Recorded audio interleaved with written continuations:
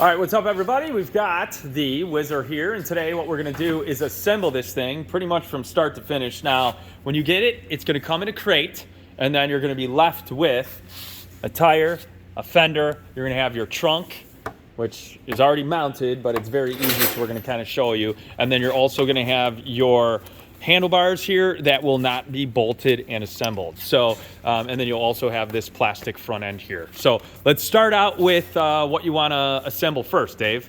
Okay, so we can start out with the top end here. Some of the most important things are just making sure your lights are connected. Color coded, very easy.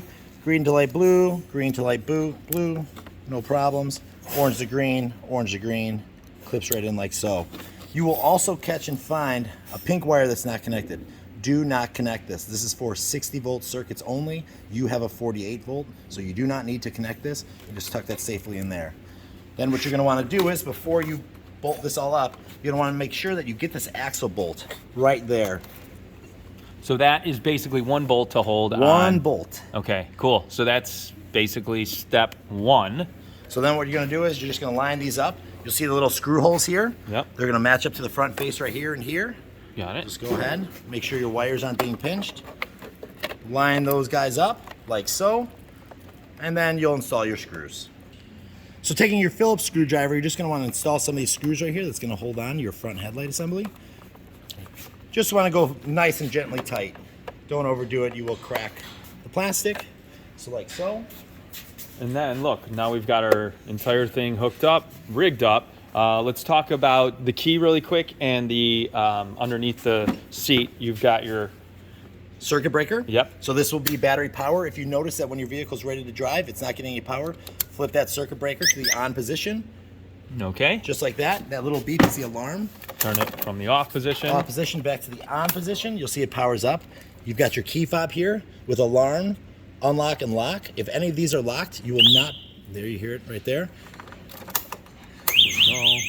Now your alarm will go off. So you're gonna wanna unlock that and it'll shut your alarm off just like that. Perfect. Next. All right, key off. We'll come to the front here. We'll do the front tire. So what do we have here tool-wise? Tool-wise, we are using a ratchet, pair of pliers, a 12 millimeter socket, a 14 millimeter wrench, as I said, Phillips screwdriver, an extension, and a number 6 hex key or Allen. Okay, and so this is going to come in the crate along with the unit, right? Yes. So you want to make sure. Spacer. Doesn't this? So when you get the crate, it's going to be held in with the crate. Correct. Using this. You will find this already installed, so do not discard. Don't hold on do to it. not throw that away, please. It'll be installed just like this in the crate. Gotcha. So that is for you to use for assembly. Okay, so next. Okay, so now we're gonna take our tire. You're gonna notice this is your brake drum right here, and your brake will be hanging from the side or zip tied up. The only thing you really have to pay attention to, the most important, is this notch and this little nipple that comes out here from the fork. That must be installed inside, just like this, okay? Yep. So, let me go ahead and we're gonna take our tire. Go ahead and install your brake inside the drum, like this. Move it up into position so that that nipple is sitting within that little slot. And then on this side here. So what I recommend you do is start your axle just like this, and then you're going to take that little spacer that was on the end of it right here, and you're going to put it in between the fork and the actual bearing itself. This is the bearing in here. So just slide it in, and then you just kind of work it through, making sure that your nipple is staying in the little groove right there. That is the most important. You can kind of look in here if you need to kind of line it up, and then you're just gonna Walk it through just like that. once you're through, take your nut, put it on the end, and tighten it down right away so you don't forget. That's gonna be a 12 on the bolt side, and it's gonna be a 14 on the nut side. Tighten that down just like that, and there you go. If you're finding out that your front brake isn't working, you just adjust it by turning this finger screw right here. It is that simple, that easy. You'll start to notice more threads will come out the bottom. The more threads, the more sensitive your braking is gonna be. Cool. Next. Next, we can throw on our fender.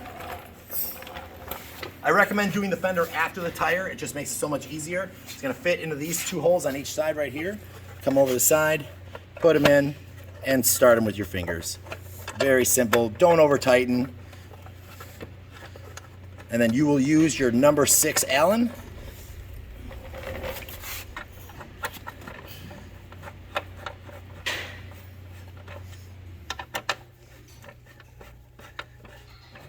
And making sure you do both sides. That's your front fender. And next, we're going to put some of the finishing pieces on. This piece right here just covers that neck bolt to the handlebars. So when you slip it in, it will just slip right forward and pop right into place, just like that. Come around the front, you'll grab 2 screws with your Phillips screwdriver and secure those in. Those are going to secure right here and right here. There's just 2. okay. So installing that second screw just to make sure everything's nice and tight.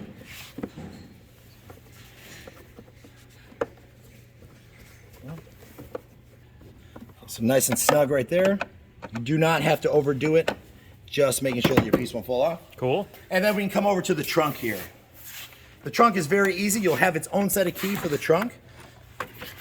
All you need to do, you will see 4 brass screws with some bars underneath. You use those bars to work across as perpendicular, and it'll hold into the already installed frame back here. Got it. So you put your trunk on, drop the 4 bolts in, use those crossbars, and cover it with a finisher. There you go. Lastly, mirrors. Mirrors are pretty easy. Your mirrors will come in a separate brown box underneath the seat. As you can see, uninstalling it is just as easy as installing it. You'll have this little stopper screw up here. You'll back that up all the way, put it right in the hole, and righty-tighty. there you have it.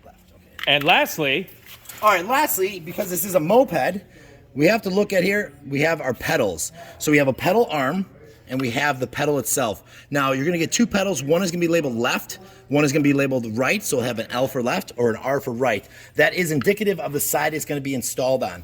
So just like any bike, if you wanna come over here and take a look, we've got our right side pedal arm going back. We Okay. wanna make sure the other side is going forward in the opposite direction so that it operates just like a bike. So install that on the square right there. Take your bolt, thread it in, and we're going to use the same 12mm socket we were using before.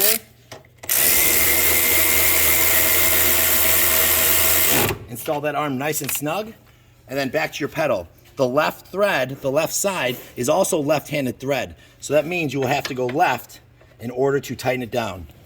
You see I'm going left with the left side. That means on the right side, it'll be right-hand thread to tighten. and there you have it, right? That's it. Snug it up with your wrench there. And again, that's the Wizzer fully assembled, ready to go. This one here, again, 48 volts. You've got, again, your front tire, your handlebars, you got your mirrors, you've got your on and off switch underneath the seat, you got a little bit of storage under here as well, and then that's basically it. It does have 1, 2, and 3 speeds. You can turn it on right here. You've got your lights, high beam, low beam, and once again, 3 bars, okay, on the 48 volt Wizzer, just so you are aware, is fully charged because it is a 60 volt system. That means 3 bars would be 15, 30, 45, and 60. So 3 bars is basically fully charged. That's it today on this Wizzer here. If you have any questions, contact us. SaferWholesale.com.